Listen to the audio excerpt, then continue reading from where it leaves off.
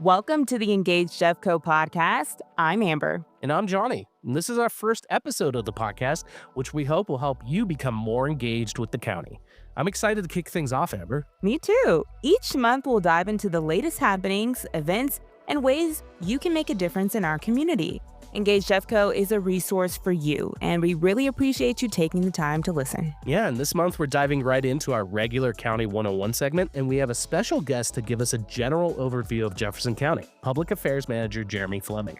Jeremy will break down how the county works and give us insight into the systems that shape our community. With that, let's get to it. Here's our conversation with Public Affairs Manager Jeremy Fleming.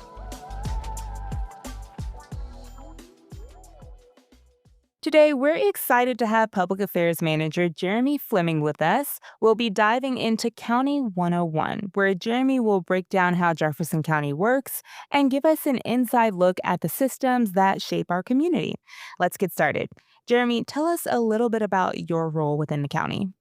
I've been at the county for a little over 8 years, and I'm actually a Jefferson County native, grew up in the area, and still live in Jefferson County. So I like to think I know a thing or two about how the county works. So it's kind of neat to have the position I do because I get to interact with our community and the community I live in. So Yeah.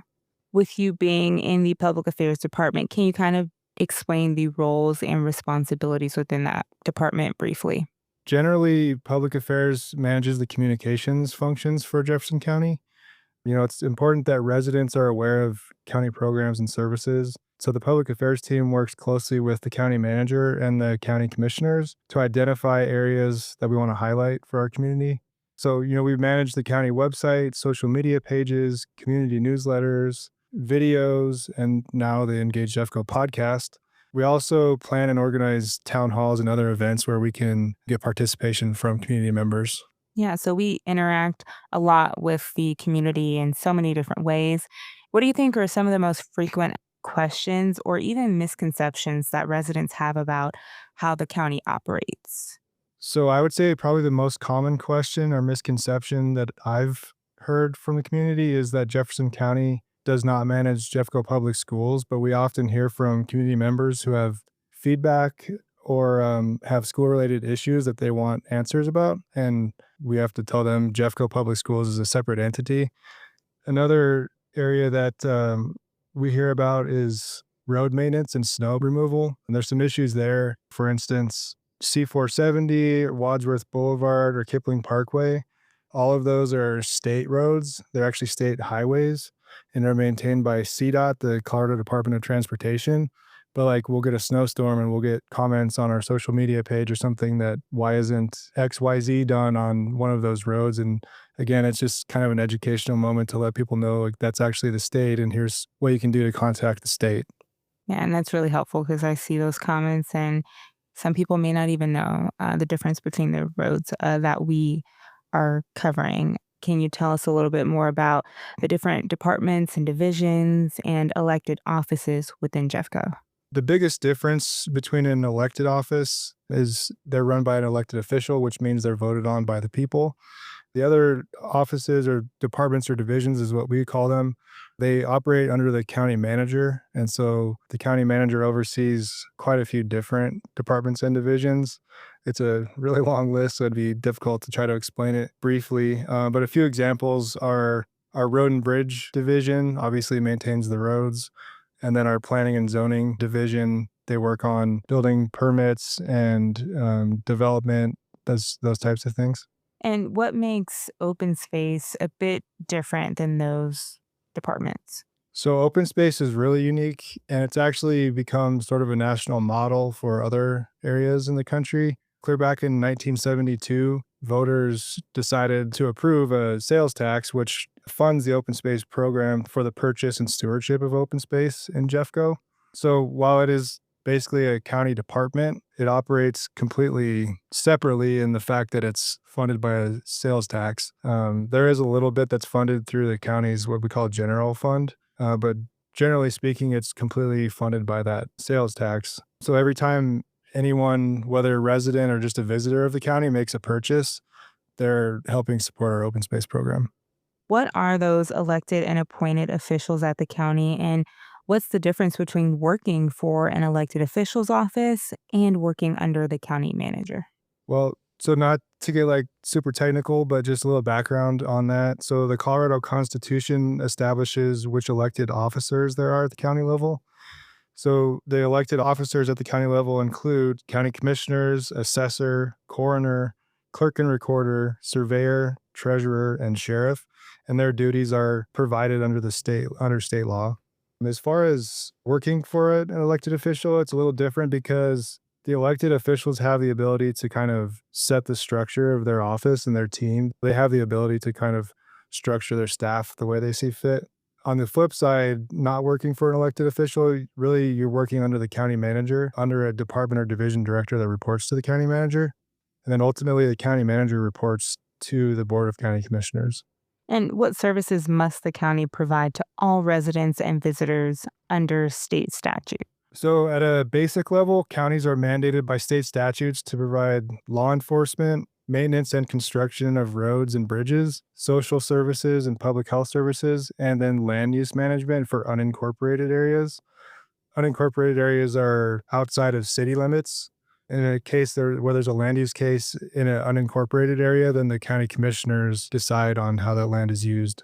Jefferson County is one of 64 counties in Colorado and can only exercise powers specifically provided in state law. So, what does that look like in action? What does that essentially mean?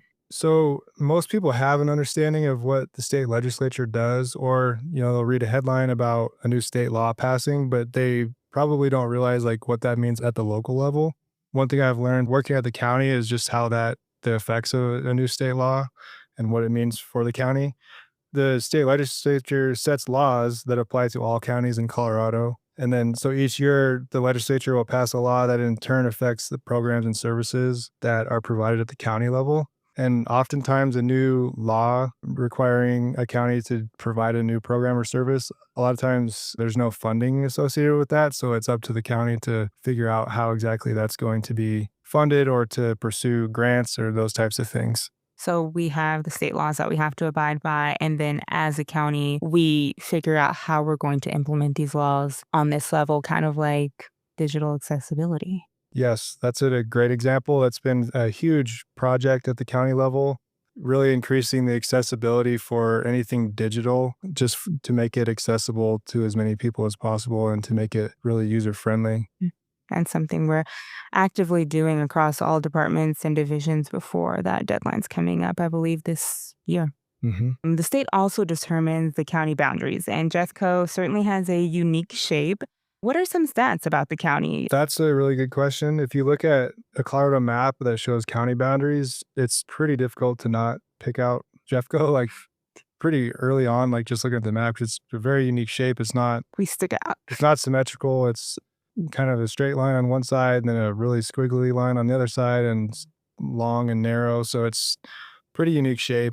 One of the things I think is really interesting about the county borders is, on one side on the east, it's Denver. It's very dense on that side. You'll have a lot more traffic. You'll have a lot more like dense homes and apartments, like just more people in a smaller area. Then you go to the western side of the county and it can be extremely remote to the point that there could be an area with very few roads and even a lack of cell phone signal in some cases because of the mountains. So it is a really kind of geographically diverse county. I guess an interesting way of kind of explaining that diversity is our road and bridge division maintains 3,000 miles of paved roads, but they also manage 651 miles of gravel roads. And a lot of those roads are in, like I said, pretty remote areas. So it's definitely a unique county. And depending on where you live within the county, you're interacting with the different governments in totally different ways. So, what are some of the major differences in responsibilities between counties, cities, or towns? So this is where it can get a little bit confusing. Counties and cities can operate pretty similarly in certain areas. Like a city and a county they're both required to provide law enforcement and they're both going to maintain roads. But where they're different is like county will provide public health services and human services countywide. So it doesn't matter if you're in the city of Lakewood or Arvada, Wheat Ridge, Edgewater, any of the cities, you're going to go to the county for those services. Same with elections. And elections is a huge function of the county level. Again, it doesn't matter if you're in a city or a town, the county will manage an election. Even if there's a special election in a city, it's still run through the Jefferson County Clerk and Recorder's Office through their elections division.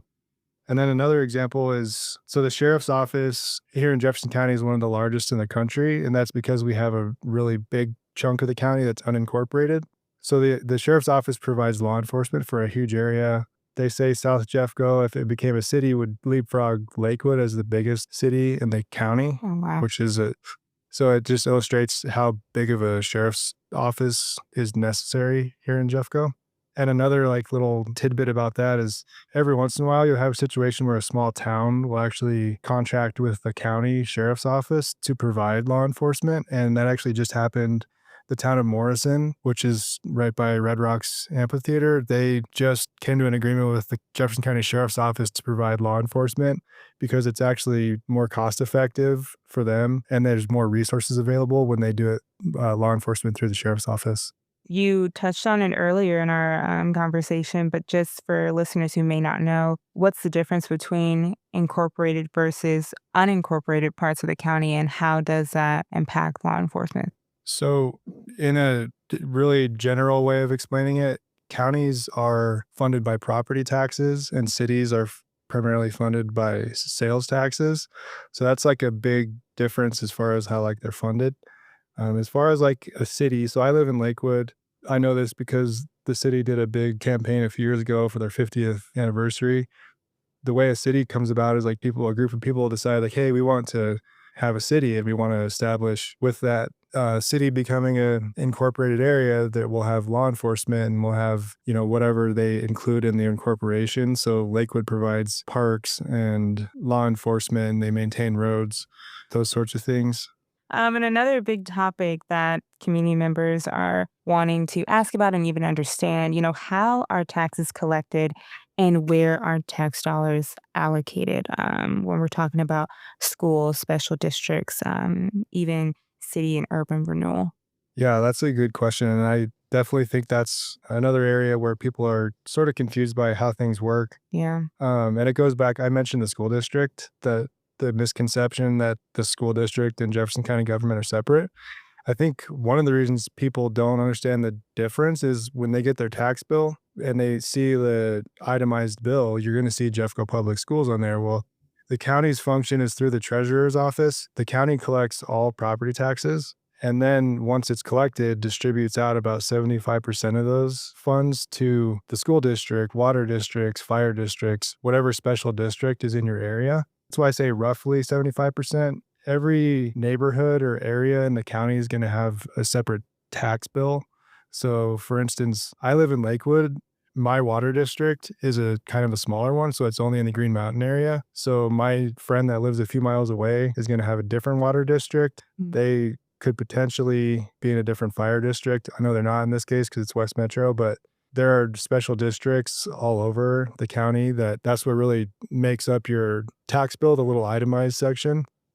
It's a pretty complicated topic. So yeah, ultimately Jefferson County collects all taxes and then the county retains about 25% to use for county services, then distributes 75% of that to other special districts to provide whatever services are for the people in those areas.